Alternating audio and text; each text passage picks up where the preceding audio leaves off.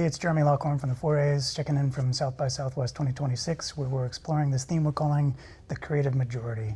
This new world where everyone has the tools to create, and the creative economy has become bigger than the industry that used to control it. I'm here with Christie from Harris Poll. Why don't you introduce yourself to the folks? Sure. Hi, I'm Christie Bishop. I lead the tech, entertainment, and telecommunications vertical for the Harris Poll. Awesome. So South by has a lot going on. That is an understatement. Yeah. Yes, it does. And there's a lot of shiny objects.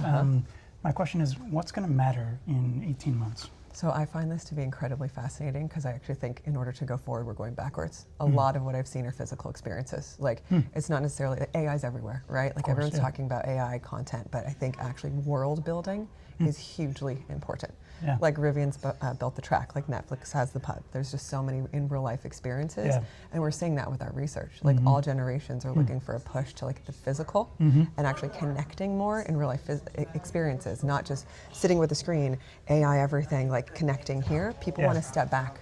And I think those world building experiences are actually what we're seeing more and more of.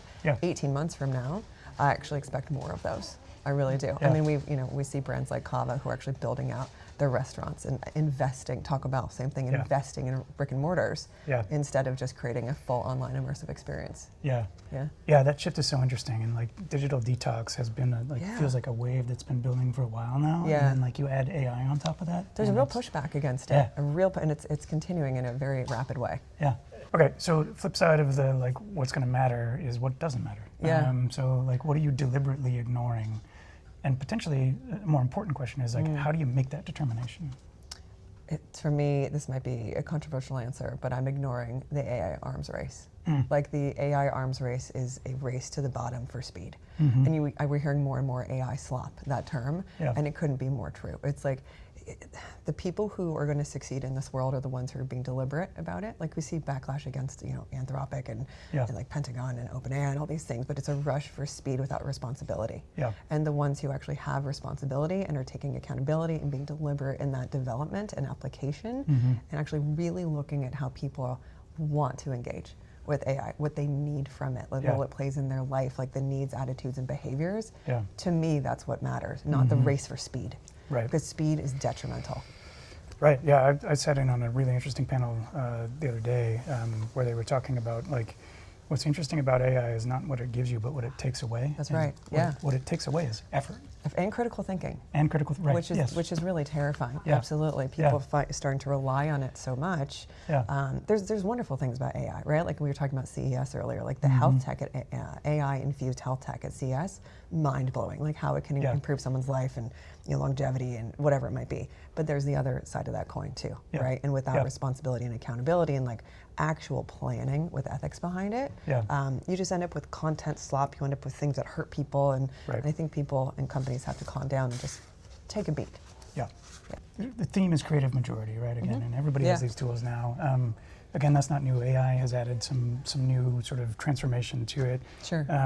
But when did that change happen for you? Like the shift from like creativity used to be very different, right? It used to be owned by a small group of people, and now it's everybody. It's democratized everywhere. I mean, I don't know if I can say where it shifted for me per se, but I think, well, maybe. I mean, personally and professionally, when you started to see creators, literally, who with the phone, with a cell phone, and just authenticity, rival a company, a large organization who spent months planning a campaign for millions of dollars, and all of a sudden the views are going to the creator, who with very little investment, right? And you start to see the brands switch to that side. To me, that was a really big. That was also even a few years ago, right? Now you see like platforms changing. I think what's changing so much right now is like the uncertainty around it, because like, will platforms still be there? What you're using today, we're not going to use tomorrow. So that's a shift, right? Like where are creators and influencers going? Because there's a backlash against them. Where is that necessarily going? And then we talked about research a little bit. Obviously with the Harris Poll, we do a ton of market research. But the role of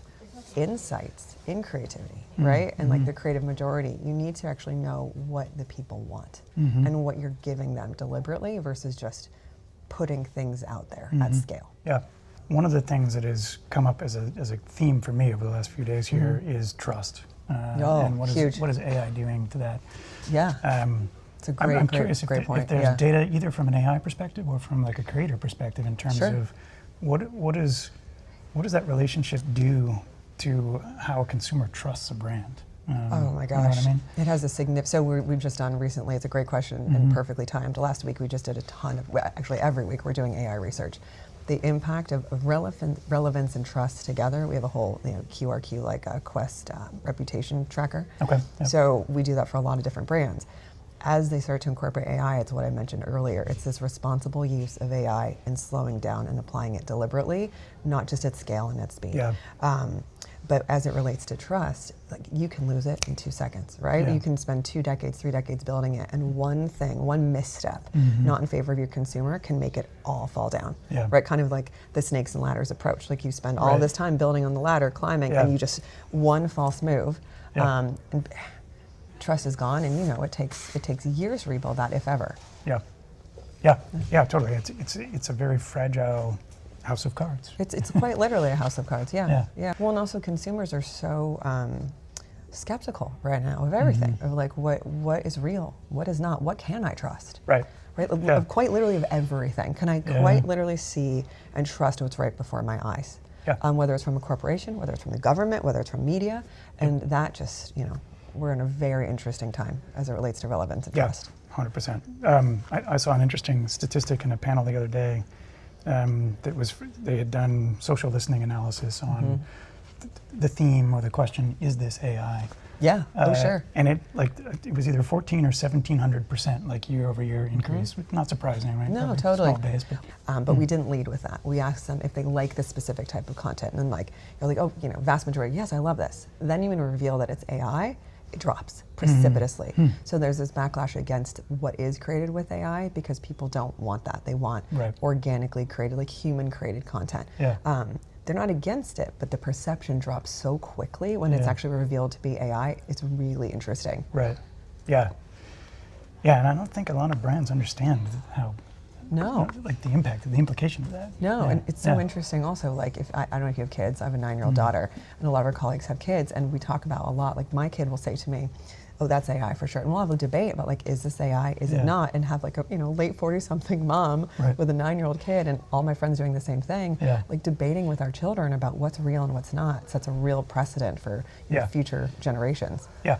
So last year, 4A has released our look ahead, and we hypothesized that agencies are going to have to make a deliberate choice to either go one of 2 directions. Okay.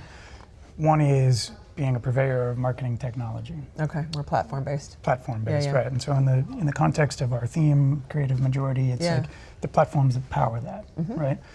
The other option is higher order strategic consultants that get out of the marketing organization and get into CEO level. And it's probably a hybrid middle, but from your perspective, is one or the other of those more urgent? Or can you make the choice? Well, I'm a strategic planner, so I'm always going to say strategy is more important. Right. The consultancies, I don't know, so that's a different. The platform, it's only as good as it is operationally, right? Like platforms change, and the platform race, similar to the AI race, is so fast. What's around today might not be around tomorrow. And also you're competing with the big boys. There's so many B2B platforms, right? You've got the social media platform. So that's one aspect. I think the strategic guidance is critical because again, if you actually can't speak to what someone wants, what they're feeling, what they're thinking, what they need, it doesn't matter what the platform is. It doesn't matter what the content is. You can spend millions of dollars on it, but if you don't have that strategic advisory on how to connect with someone, it's all for naught. Yep. Okay, so in this world where everything is changing so quickly, how has your organization changed in the last 12 months? That's it. They've hired you. Well, I've only been... So, no, actually, that's a really interesting point. And we joke, but that's actually one of the biggest changes. We are looking at hiring people with strategic backgrounds, right? Not the pairing of myself with my research lead, our tech and entertainment research lead, she's a genius. She's absolutely brilliant. She's as research focused as it gets around innovative, technologies and methodologies. But it's actually what Harris Poll is doing is really forward thinking. We're hiring a lot of strategists, right? It's not just hiring account people and then having the researchers to pair together. We're hiring people with strategic thinking. So I can go to a client and know exactly what their business problem is, talk to them about their marketing goals, talk to them about the broader context of their business from A to Z, really hone in on what's going on, work with a researcher to then figure out what research do we need to do. That's not just table stakes. right? And a lot of times we're there to have the uncomfortable conversations that a lot of agencies don't want to have. Right. Like I think a lot of agencies, you know, you and I are both creative agency alums, right? Like for years and years and years. I think there's a confusion between authority and familiarity and tenure. Like a creative agency can go into a room with a client. Like think about the ones who've had 20, 30 year relationships, and that's all changing now. You know the people in the room, you know the lingo, you know how they're going to respond to something. Like that's familiarity and that's tenure. Yeah. But when you go in, our role is now to have a provocation. And so to be actually able to strategically think about what we're saying to them, give them the real, and sometimes that's uncomfortable. But in order to get to something that's like creatively viable, that's going to connect and break through, and my God, how many marketing messages are we exposed to every single second? Right. Like that's our job, and that's what we're doing differently. Yeah, yeah, love it. It's a great answer. All right, I got a fun one to wrap us up here. Oh, I love fun questions. We're going to get into time machine, and we're going to go back to the beginning of your career. I love these questions. First year in the job. If you could find yourself, which is always dicey, as you know, sci-fi movies will tell us, you never want to see yourself if you get a time machine. But ignore all of that. What advice would you give yourself, knowing what you know now? Knowing what I know now. So I have a thing called the puzzle piece theory. Okay. And I tell people about this all the time in my life. And I was telling you earlier, like my husband's been going through cancer for 17 years, right? And that has impacted my career in ways that I couldn't, in my life, in ways I couldn't possibly have imagined. What I would tell myself then is to just really trust that it all works out. And I know it's a boring answer, but the puzzle piece theory is like the older we get, like if you imagine you're on the yellow brick road, right? And you turn around and like you think about the toughest times in your entire life, career, life, personal, professional, whatever it might be, when everything was falling apart, you were convinced like this is the end. This is the end. We're all done. Yeah. A complete detour showed up out of nowhere, and that puzzle piece locked into place, and off you went in the direction you were meant to go. So like we end up exactly where we're supposed to, even if the route is circuitous. And that applies to our careers, it applies to our lives, it applies to our relationships, it applies to everything and every situation we find ourselves in. So that calms me amongst the chaos, because I know that no matter what, I will end up exactly where I'm supposed to. And I'm gonna sound woo-woo because I am, I also would tell myself to give gratitude in advance.